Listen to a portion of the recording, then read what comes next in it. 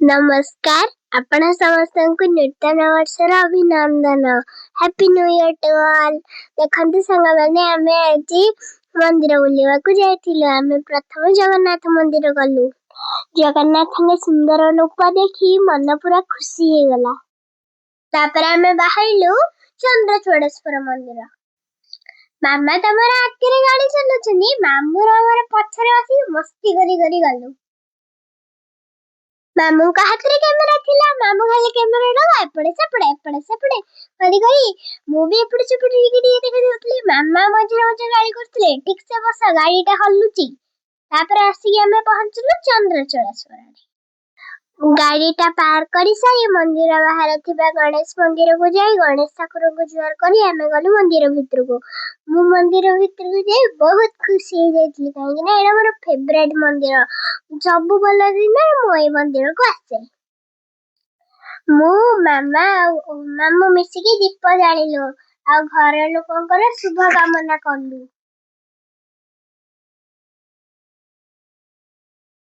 ମୁଁ ସେଇଠି ଭଜନ ବି ଗାଇଦେଲି। ତାପରେ ଦେଖିଲୁ କେତେ ସୁନ୍ଦର ରଙ୍ଗୋଲି ପଡିଛି। ମୁଁ ରଙ୍ଗୋଲି ଦେଖି ପୁରା ଖୁସି ହେଇଗଲି। ତାପରେ ଚାଲନ୍ତୁ ମନ୍ଦିରକୁ ଦର୍ଶନ କରିବା। ଦେଖନ୍ତୁ ଆମେ ମନ୍ଦିର ଭିତରେ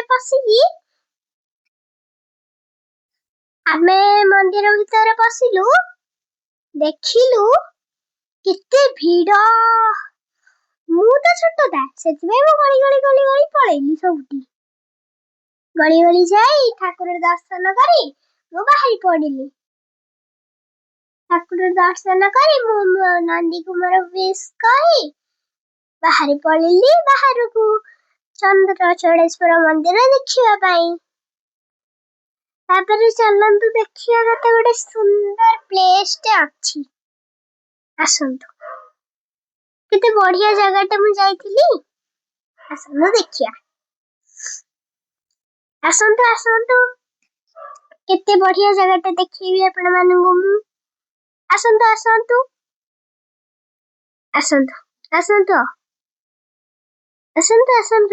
ଦେଖନ୍ତୁ। ଏଇଟା ଗୋଟେ ଦେଖନ୍ତୁ। ଆହୁରି ବି ଅଛି ଆଗକୁ ଗୋଟେ ବଢିଆ ପ୍ଲେସଟେ।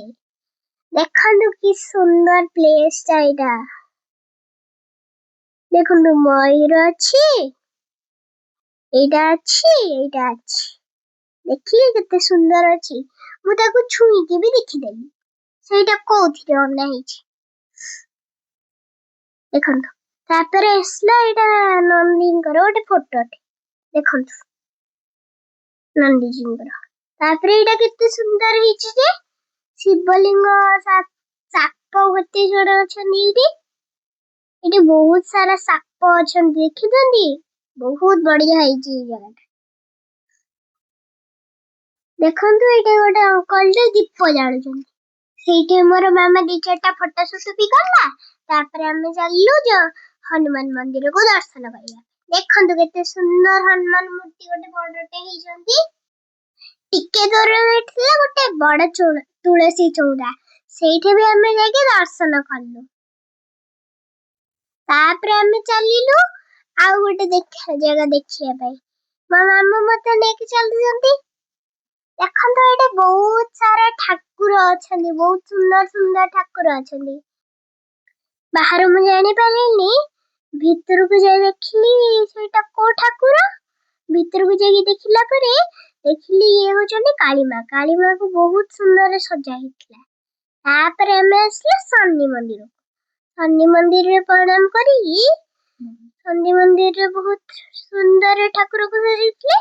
ତାପରେ ମୁଁ ଗଲି ନବଗ୍ରହ ଠାକୁରଙ୍କ ପାଖରେ ଜୁହାର କରି, ତାପରେ ଆମେ ଠାକୁରଙ୍କୁ ଦର୍ଶନ କରି କିଛି ମିନିଟ୍ ବସିଲୁ। ତାପରେ ଆମେ ଟିକେ ସମୟ ବସିକି ବାହାରିଲୁ ବାହାରକୁ। ମୁଁ ମନ୍ଦିରରୁ ବାହାରିକି ଅନ୍ୟ ମନ୍ଦିର ଯିବା ପାଇଁ ବାହାରିଥିଲି। ମୁଁ ଜମା ସ୍ୟାଣ୍ଡେଲଟା ପିନ୍ଧିପାରୁନି। ମାମାକୁ କହୁଛି ମାମା ଟିକେ ସ୍ୟାଣ୍ଡେଲଟା ପିନ୍ଧେଇ ଦିଅ। ମାମା କହୁଛନ୍ତି ତୁ ସ୍ୟାଣ୍ଡେଲ ପିନ୍ଧିକି ଆସିଥିଲୁ, ତୁ ସ୍ୟାଣ୍ଡେଲ ପିନ୍ଧା। ତାପରେ ମୁଁ କେତେ କଷ୍ଟରେ ସ୍ୟାଣ୍ଡେଲ ପିନ୍ଧିଲି। ତାପରେ ମୁଁ କହିଲି ହେଇଗଲା। ତାପରେ ଗୋଟେ ଅଙ୍କଲଟେ କଣ ବିକୁଥିଲେ। ମୁଁ ମୋର ଫେଭରେଟ୍ କଲର୍ରେ ଗୋଟେ ୱାଟର୍ ବବଲ୍ସଟେ ନେଲି। ୱାଟର୍ ବବଲ୍ସ ପାଇଁ ମୁଁ ବହୁତ ଖୁସି ହେଇଗଲି। ତାପରେ ମୁଁ ସେ ୱାଟର୍ ବବଲ୍ସରେ ଟିକେ ଟିକେ ଖେଳିଲି। ମୋତେ ଯାହା ଡାଉଟ୍ ହେଲା ମୋ ମାମୁଁ ମୋତେ କହିଦେଲେ ୱାଟର୍ ବବଲ୍ସକୁ କେମିତି ସବୁ କରିବାର। ତାପରେ ମୁଁ ଚାଲିଲି ଗାଡ଼ିରେ ବସିବାକୁ। ତାପରେ ଆମେ ବାହାରିଲୁ ଅନ୍ୟ ଏକ ମନ୍ଦିରକୁ। ମୁଁ ଭାବୁଥିଲି ଗାଡ଼ିରେ ବସିକି ମୋ ମାମାର ଚକ ଘୁରୁ ଘୁରୁ ନା ମୋ ବବଲ୍ସର ଚକ ଘୁରୁ ଘୁରୁ, ଏ ଦୁଇଟାକୁ ମିଶିକି ପୁରା ଘୁରୁ ଘୁରୁ ଘୁରୁ ଘୁରୁ। ସେଥିପାଇଁ ଆମେମାନେ ବି ଘୁରୁ ଘୁରୁ ଘୁରୁ ଘୁରୁ। ତେବେ ଆମେ ଆସିକି ଆଉ ଗୋଟେ ମନ୍ଦିର ପହଞ୍ଚିଗଲୁ। ପ୍ରଥମେ ଆମେ ଜଗନ୍ନାଥ ଜୀଉଙ୍କୁ ଦର୍ଶନ କଲୁ। ତାପରେ ସମସ୍ତଙ୍କୁ ଦର୍ଶନ କଲୁ। ତାପରେ ଭାବିଲୁ କାଳେ ଲକ୍ଷ୍ମୀ ମା ଯଦି ରାଗିଯିବେ। ତାପରେ ଆମେ ଆସିଲୁ ଲକ୍ଷ୍ମୀ ମାଙ୍କୁ ଦର୍ଶନ କରିବା ପାଇଁ। ସେଇଠି ମୋ ମାମାର ଜଣେ ସାଙ୍ଗଟେ ଦେଖା ହେଇଗଲେ। ମାମା ତାଙ୍କ ସାଥିରେ କଥା ହେଲା ବେଳେ ଆମେ ଚାଲିଲୁ ଭିତରକୁ।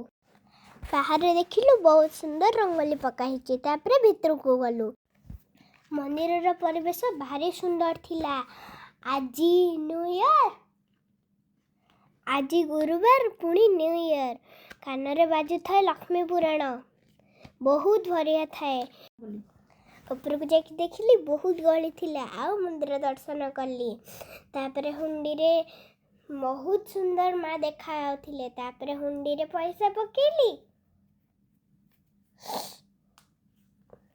ତାପରେ ଚାଲିଲି ଅନ୍ୟ କିଛି ଠାକୁରମାନଙ୍କୁ ଦେଖିବା ପାଇଁ। ଚାଲନ୍ତୁ ଦେଖିବା କ'ଣ ଠାକୁର ଅଛନ୍ତି। ୟାଙ୍କେ ହେଲେ ଧନଲକ୍ଷ୍ମୀ, ୟାଙ୍କେ ହେଲେ ଆଦିଲକ୍ଷ୍ମୀ। ତାପରେ ଦେଖନ୍ତୁ କେତେ ସୁନ୍ଦର ପୁରା ଲାଗିଛି।